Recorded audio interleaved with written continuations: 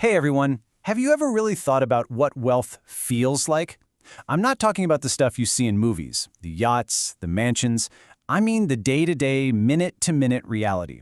Well, today we're going to take a journey through every single rung on that financial ladder. So, what is the real difference between having a $10 bill in your pocket and $10 billion in a bank account?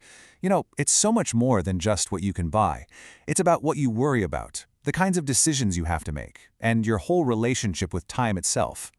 Because as the money changes, the entire fabric of your day changes with it.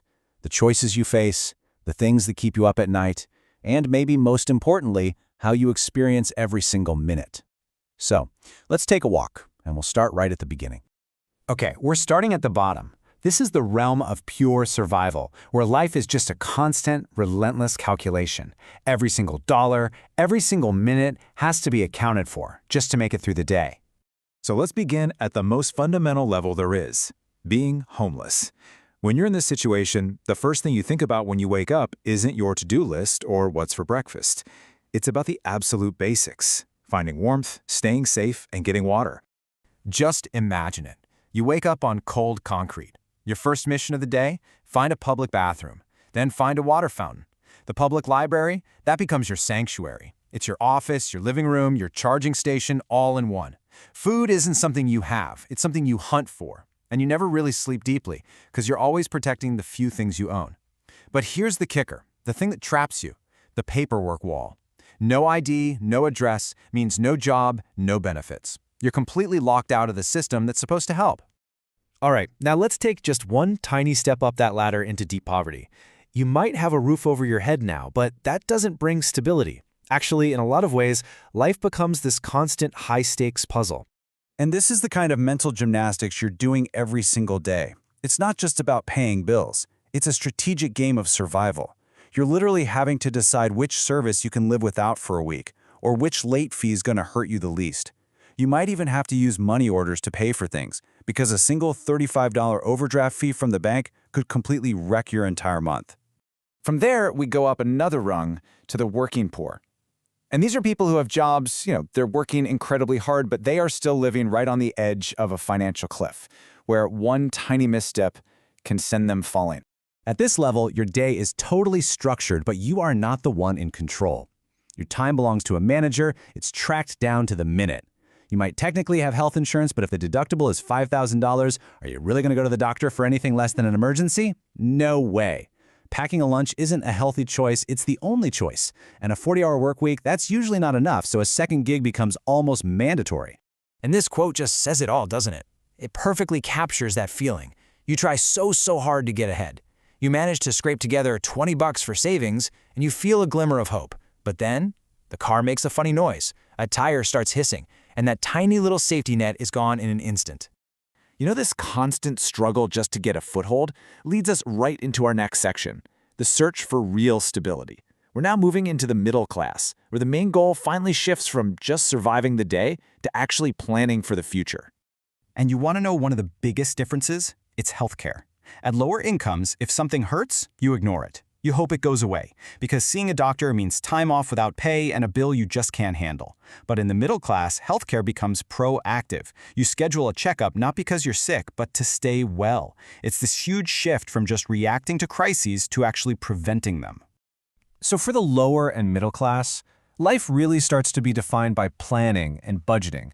You're not just trying to get by anymore, you're actively trying to get ahead. Yeah, and this right here is the mindset. It's all about the budget. Your money has a job to do before it even shows up in your bank account. A slice goes to the mortgage, another slice goes into the 401k, then there's savings, the car payment, groceries. Life feels organized, it feels predictable, but you are always aware of where every single dollar is going. Okay, now we're starting to get into the territory of real financial security, the upper middle class. We're talking about comfortable professionals, the people who don't just have stability, but they have some serious options. And right here, something really important starts to happen. You start using money to buy back your time. You pay someone to mow the lawn, you have a house cleaner come, you order meal delivery kits. Your job is now a professional role where you have control over your own calendar. Your investments are automated, you book vacations months ahead of time. All that daily financial stress just melts away.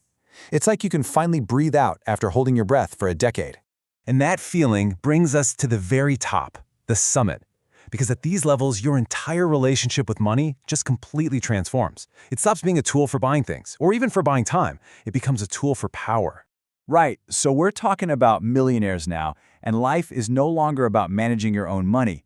It's about managing the team of experts who manage your life for you. The whole focus shifts. Your job isn't doing the work anymore. It's just making a few key decisions. You've got a team, financial advisors, lawyers, accountants, handling all the details. Travel isn't about looking for flights on Kayak, it's about telling your assistant where and when you need to be.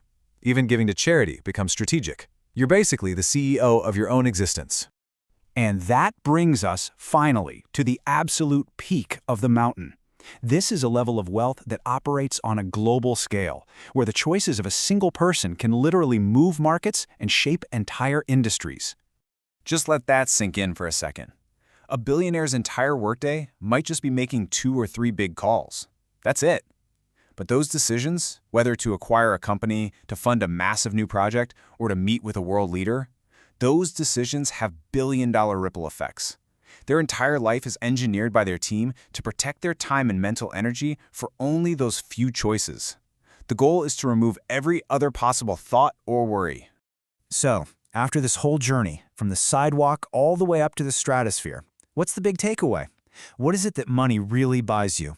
It really all comes down to this. At the very bottom, your focus is daily survival. Your whole concept of time is the next hour, and your biggest worry is your physical safety.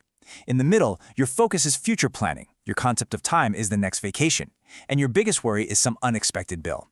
And at the very top, your focus is on your legacy. Your time frame is the next decade, and your biggest fear is just wasting time. So in the end, the greatest luxury that wealth can buy isn't a jet or a fancy watch. It's a quiet mind. It's the freedom from that constant nagging financial worry. It's the headspace to think about things beyond the next bill or the next paycheck. So the real question isn't what you would buy. It's what would you do with that freedom? What would you create or build or change if you just had less to worry about?